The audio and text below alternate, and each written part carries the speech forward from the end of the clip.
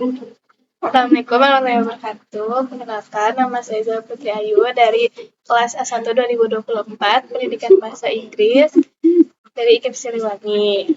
Di sini saya bermaksud mewawancarai untuk proyek UAS mata kuliah Pendidikan Kewarganegaraan yang diampu oleh Pak Sukamulyo. Sebelumnya boleh tahu nama kakak sih? Nama saya Lutfi. Terlebih dahulu, nama saya Reka Suparno.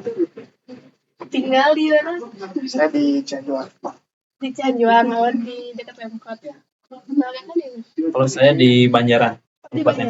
Bandung. Berarti ngerantau di sini. Betul. Oh, udah kerja ya atau? Udah kerja. Oh, udah kerja. Jadi apa? Kebetulan saat ini mengajar di salah satu sekolah swasta di Kota Cimahi juga. Kalau saya sekarang sedang masuk di kantor desa, lagi magang sih. Oh, magang di kantor hukum.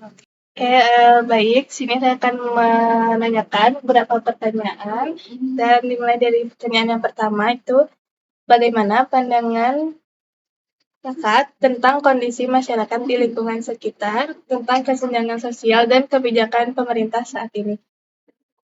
Ini dulu. Ini dulu saya. Nah, langsung aja kan. Baik, mengenai kesenjangan, memang tidak bisa dipungkiri bahwa saat ini masih terjadi kesenjangan di masyarakat, baik itu secara langsung maupun tidak langsung.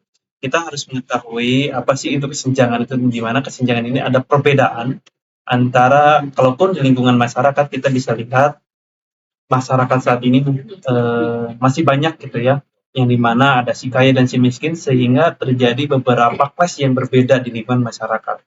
Mengenai kebijakan dari pemerintahan juga, tentu di sini kita bisa mengetahui bahwa dengan adanya kesenjangan tersebut, pemerintah mengeluarkan beberapa kebijakan maupun program-program, misalkan salah satunya bantuan sosial. Bantuan sosial ini terutama bermanfaat bagi keluarga-keluarga ataupun masyarakat yang ada di masyarakat itu sendiri yang dikategorikan sebagai masyarakat yang kurang mampu. Sehingga di sini supaya tidak ada kesenjangan yang lebih dominan di lingkungan masyarakat itu sendiri, itu mungkin untuk awal dari saya mengenai kesenjangan dan kebijakan. Kalau di lingkungan saya sebenarnya memang kesenjangan sosial itu banyak ya, beberapa banyak aspeknya lah. Yang pertama ada kesenjangan ekonomi, yang tadi sudah sebutkan oleh mereka yang ada kaya sama sedikit. Terus ada juga kesenjangan pendidikan, karena mayoritas di lingkungan saya itu ada yang lulusan SMP, lulusan SMA, dan ada juga yang sarjana juga. Nah, cuman dari kelompok sarjana, magister sampai ke atas itu masih kurang. Jadi dari segi pendidikan jauh, kesenjangan bersenjang gitu, maka ngaruh juga sama kesenjangan dan ekonomi gitu, seperti itu. Terus apakah dari faktor kebijakan pemerintah juga ada? Tentu ada, tapi tidak terlalu berefek lah di masyarakat saya gitu ya, di lingkungan saya, kebijakan pemerintah sama kesenjangan yang terjadi di masyarakat saya gitu. Di lingkungan saya gitu, terlihatnya di lingkungan saya itu tidak terlalu efektif tentang kebijakan pemerintah sama kesenjangan yang terjadi. Begitu. Ya memang banyak faktornya dari kesenjangan dari ekonomi dan juga pendidikan. Sebenarnya banyak juga ya kalau namanya kesenjangan itu ya. Kesenjangan berpikir juga ya. Saya jadi Nah, yang dimana dalam kesenjangan di masyarakat ini sendiri, mungkin dari segi kebijakan-kebijakan yang tadi sudah disampaikan oleh kita berdua, terkadang pemerintah kurang efektif dalam memberikan solusi untuk supaya kesenjangan masyarakat itu tidak terlalu jauh, terjomplang. Nah, contohnya kita bisa mengetahui bahwa misalkan bantuan-bantuan sosial kita di masyarakat, yang dimana tujuan utama bantuan sosial ini untuk masyarakat miskin, kita bisa ketahui di lapangan saat ini banyak sekali bantuan-bantuan itu salah sasaran, salah satu. Nah, itu bukannya membantu ataupun memperbaiki supaya tidak terlalu jauh kesenjangan sosial tersebut, malahan justru dengan adanya salah sasaran tersebut, maka semakin jauhlah itu kesenjangan seperti itu. Kalau mereka di masyarakat lingkungan sekitar, apakah mereka aktif dalam kegiatan sosial atau politik kayak pemilu, terus musyawarah warga kayak gitu. Kalau di lingkungan masyarakat saya, terutama di wilayah Banjaran, alhamdulillah untuk masyarakat itu pasti ya dalam kegiatan-kegiatan masyarakat itu selalu aktif gitu ya, berperan. Mungkin salah satunya betul tadi dalam pemilihan umum. Mungkin dari sana dari warga sekitar atau masyarakat di sana itu dimulai dari pemilihan RT dan RW itu sudah mulai dilaksanakan. Selain itu ada musyawarah-musyawarah ketika ada permasalahan-permasalahan di lingkungan masyarakat, kita dilaksanakan di forum. Yang di forum RW itu sendirinya, di mana di pihak masyarakat atau di tempat tersebut juga disediakan balai ketika ada permasalahan-permasalahan yang sifatnya antara individu dengan individu ataupun masyarakat dengan masyarakat, itu diselesaikan di sana itu dengan secara musyawarah dan sebagainya. Ataupun memutuskan arah atau kedepannya untuk masyarakat tersebut itu dimusyawarahkannya di tempat tersebut. Di lingkungan saya, kalau misalkan dari kegiatan sosial itu alhamdulillah aktif. Jadi kalau misalkan ada yang sakit, suka saling gotong royong gitu. Ya. Terus kalau misalkan ada yang kecelakaan, saling bantu juga. Terus gotong royong. Kalau misalkan ada yang bangun atau apa, kebetulan tadi juga ada pemasangan mobil blok di dekat lapang itu, semuanya membantu juga. Gitu. Jadi kalau sosial itu alhamdulillah. Tapi kalau misalkan kegiatan sosial yang lain kayak keluar gitu ya, belum ada gitu. Terus kalau misalkan dari kegiatan pemilu itu kemarin baru yang pilpres sama pilkada aja. Kalau misalkan dari pemilihan RT ya sama, kita juga ada ya pemilihan RT, cuman kalau dalam forum musyawarah itu jarang sih kalau di saya. Selanjutnya, apa masalah terbesar yang menurut kakak berkaitan dengan nilai-nilai kewarganegaraan di lingkungan kakak? Kalau dilihat dari permasalahan yang ada di lingkungan masyarakat, saya terutama itu, apalagi sekarang udah zaman digital gitu ya, hampir seluruh masyarakat di wilayah saya itu menggunakan handphone, sehingga banyak masyarakat yang menggunakan media sosial. Nah, di sanalah ya menjadi permasalahan-permasalahan terbesar. Banyak sekali masyarakat yang jarang memfilter informasi-informasi yang ada di media sosial, sehingga banyak masyarakat yang terbawa ataupun terjaring berita hoax. Jadi gampang tergiring opini di lingkungan masyarakat saya itu karena dia tadi, karena adanya kesenjangan sosial tersebut dari segi pendidikan, sehingga masyarakat di sana itu kurang memahami ataupun meng-cross-check terlebih dahulu informasi-informasi yang ada, sehingga di sana banyak terjadi hal-hal yang misinformasi lah di lingkungan masyarakat. Mungkin salah satunya itu. Betul. Kalau di wilayah saya itu masalah utamanya itu ada geng motor sih, ada perkelompokan sekelompok gitu ya, kayak premanisme di saya itu. Jadi mengganggu lah mengganggu hak orang lain lah di tempat tetangganya gitu. Seperti kalau misalkan jam malam banyak knalpot misi, terus ada yang suka, kadang kalau misalkan ini ada yang mabok-mabok juga itu di jalan, itu agak sedikit mengganggu lah gitu ya, hak-hak kita sebagai warga negara juga. Tuh. Kalau misalkan yang ya baru segitulah yang saya analisis di lingkungan saya. Ya, apakah masyarakat di sana memahami hak dan kewajibannya sebagai warga negara? Kalau dikatakan memahami banget, itu masyarakat di lingkungan sekitar bisa dikategorikan sedang, ataupun bisa dibilang biasalah untuk memahami tidaknya tentang hak dan kewajiban. Kalau secara implementasi mereka melakukan, namun dari segi teori macam-macam hak dan macam-macam kewajiban, masyarakat mungkin belum begitu ngerti mana yang itu hak, mana itu kewajiban. Karena kan kita bisa ketahui juga di lingkungan saya itu tingkat pendidikannya itu masih dikategorikan masih sedang lah, menuju enggak ke bawah lah gitu. Jadi enggak sedikit sekali yang di masyarakat di lingkungan saya itu berpendidikannya tinggi, sehingga dapat memahami tidaknya mengenai hak dan kewajiban itu hanya sedikit yang memahami. Namun tentu dalam pemahaman ini, apabila dilihat dari implementasi yang ada di masyarakat, bisa dikategorikan mereka juga udah mulai tahu mana itu hak, mana itu kewajiban. Mungkin salah satunya ketika melaksanakan apa yang menjadi hak dan kewajiban mereka di lingkungan masyarakat. Contohnya misalkan dia membersihkan halaman dan sebagainya, terus ikut gotong royong ataupun apa namanya itu membayar iuran ketika ada hal-hal yang sifatnya emang itu udah menjadi kesepakatan ataupun menjadi ketetapan yang ada di wilayah tersebut seperti itu kurang lebih seperti itu. Kalau di lingkungan saya biar sama sih yang sama mereka. Jadi kalau misalkan dari segi teori mungkin banyak yang belum paham mana hak mana kewajiban. Tapi kalau misalkan secara implementasi ya mungkin sudah melaksanakan mana hak dan mana kewajibannya. Kayak misalkan haknya bayar pajak ke negara itu walaupun dapat dikategorikan ada yang membayar pajak rutin dan ada juga yang enggak gitu ya, atau yang ngambil cari-cari promo lah, cari-cari program kayak tadi ya diputihkan baru ikut bayar pajak, tapi ya banyak juga yang bayar pajak secara rutin juga.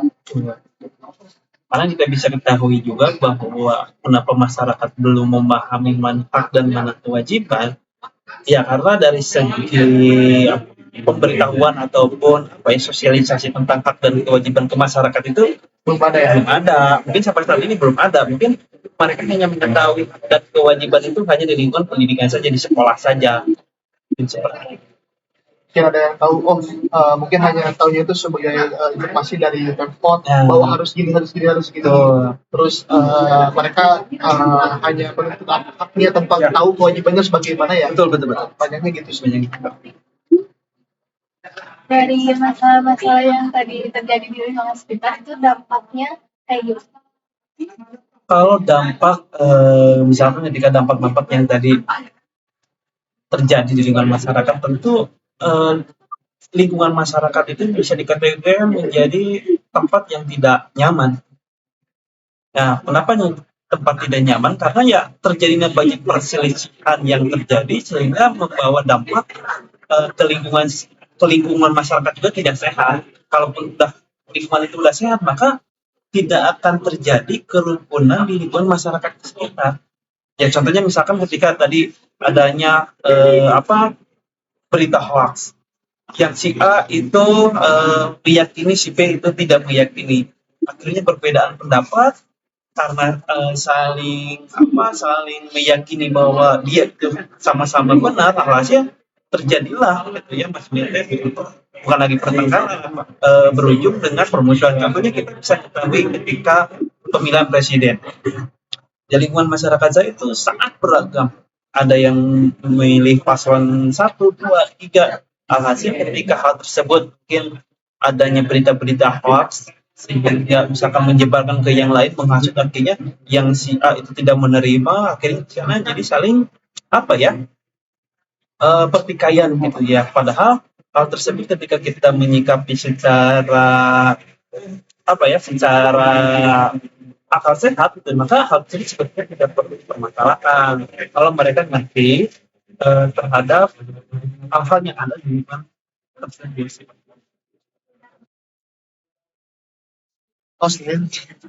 Kalau dari saya di lingkungan saya karena tadinya kurang pemahaman antara hak dan kewajiban, jadi akhirnya mereka itu menuntut haknya tanpa memberikan kewajiban itu. Akhirnya terkadang juga ricuh lah gitu. Apalagi kalau misalkan dari lingkup RT, misalkan ada warga yang menuntut hak ke RT, tapi sedangkan warga yang juga tidak membayar iuran gitu. Nah itu kadang suka jadi polemik lah gitu ya di lingkungan saya pribadi gitu. Kadang ada yang pas lagi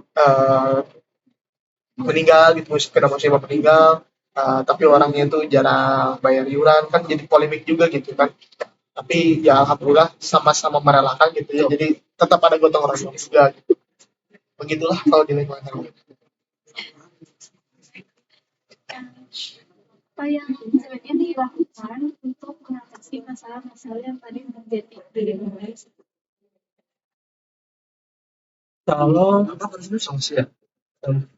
Kalaupun misalkan solusi dari permasalahan-permasalahan tersebut, karena yang paling utama itu adalah pendidikan.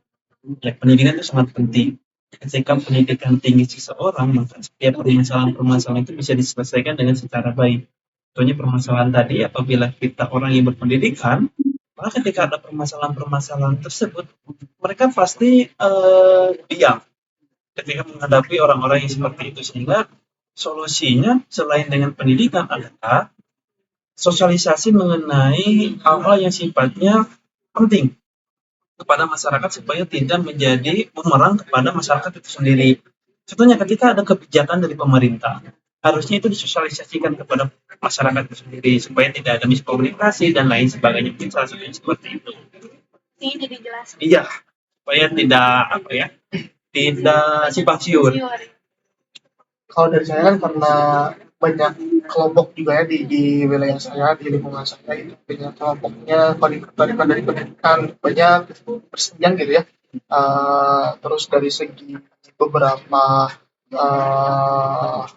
kategori lah kita banyak menjadi kelompokan. Tapi bagaimana caranya solusinya itu biar sama, itu salah satunya itu pendekatan lah. Jadi kalau misalkan ada ketua RT atau apapun, itu pendekatan ke setiap masyarakat itu harus benar gitu.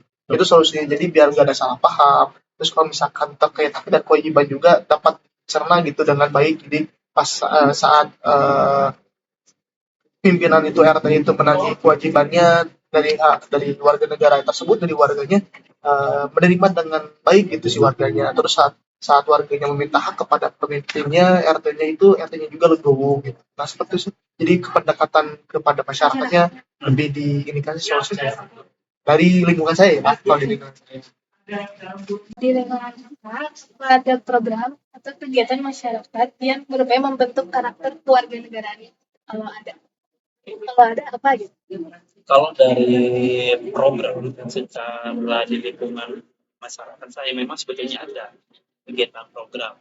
Mungkin salah satunya ada dengan diadakannya organisasi misalnya ada kegiatan kepemudaan seperti Karang Taruna dan lain sebagainya, itu menjadi salah satu cara program yang dimana nanti yang akan disusun yang ada di sana. Alhamdulillah juga di sana mungkin untuk anak-anak mudanya juga aktif. Mungkin kalaupun misalkan untuk membentuk nilai-nilai kewarganegaraan, ya mungkin salah satunya untuk mewujudkan nilai-nilai sila-sila yang pertama, ya mungkin banyak sekali kegiatan-kegiatan agama, mungkin seperti pengajian, itu sering dilaksanakan setiap, kalau di lingkungan masyarakat saya itu setiap hari Minggu sekali, satu minggu sekali.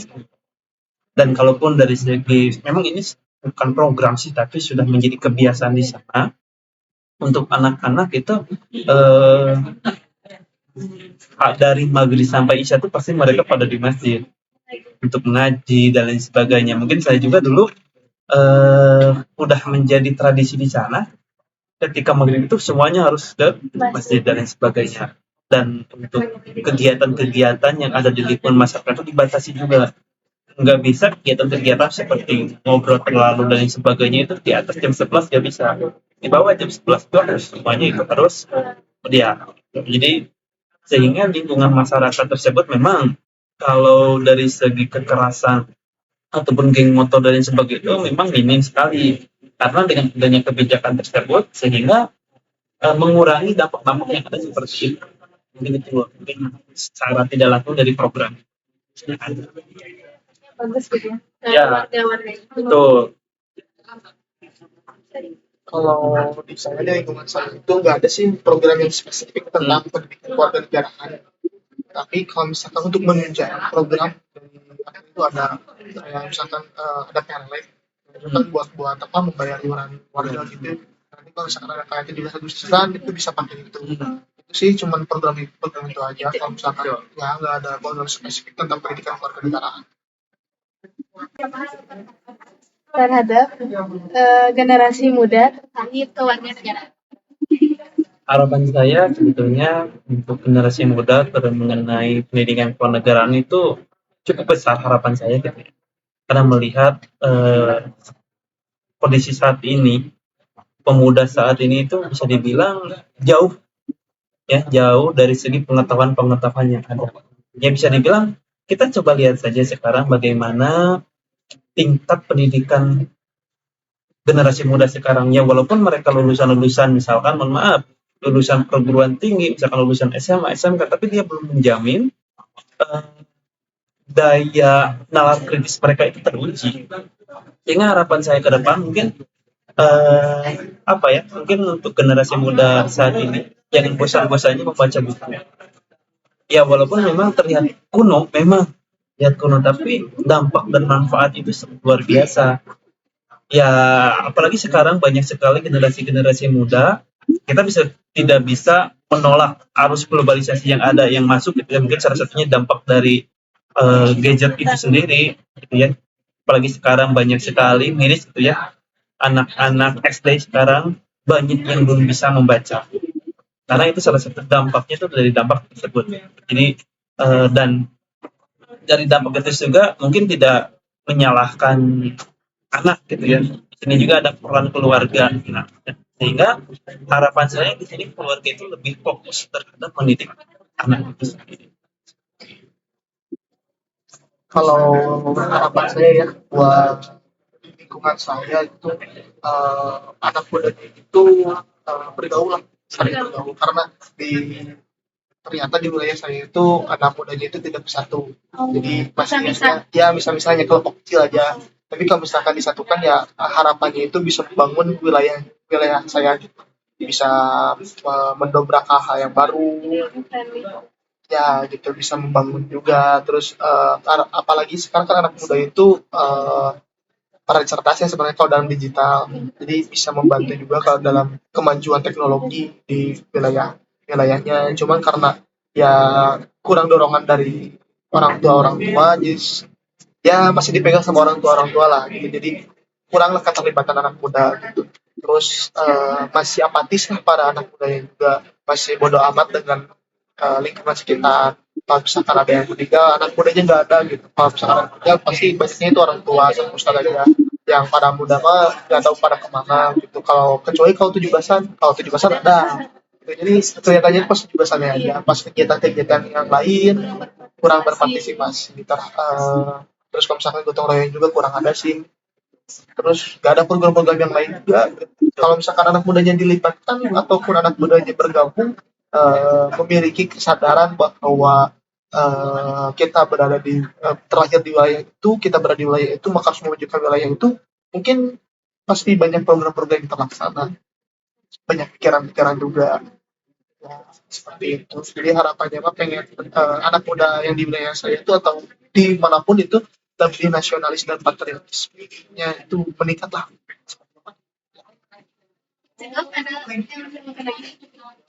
Cukup sih. Itu pertanyaan cukup. Mungkin itu pertanyaan terakhir dari saya. Terima kasih telah meluangkan waktunya untuk diwawancara saya.